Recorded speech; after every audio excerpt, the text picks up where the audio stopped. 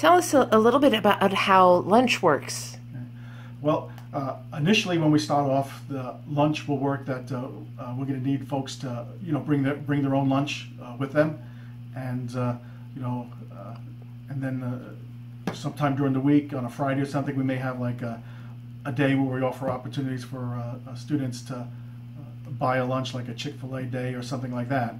So that's how it'll be initially. And I should also mention, there are some students that may have been previously on free and reduced lunch. Those students don't have to worry about it. So with the free and reduced lunch program, tell us a little bit about that and how this school is going to handle that situation. Okay, well, free and reduced lunch is what's known as it's like a federal program for families economically who qualify for free and reduced lunch. There's a certain economic threshold for it to be reduced, and then another one for it to be free.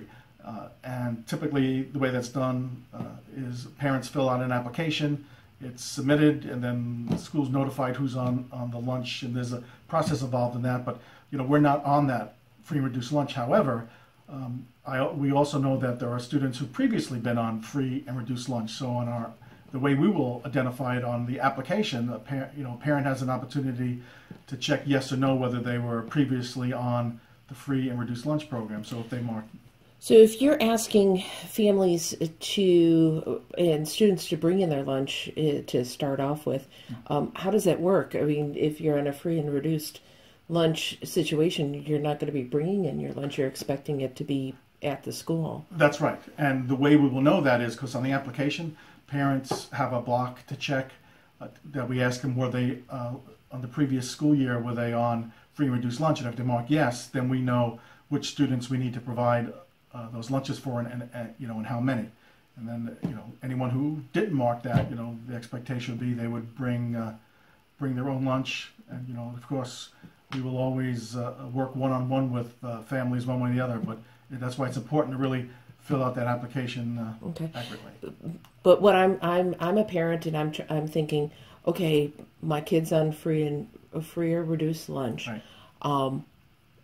How does that work? Does my student show up at the cafeteria and their lunch box is sitting there waiting for them?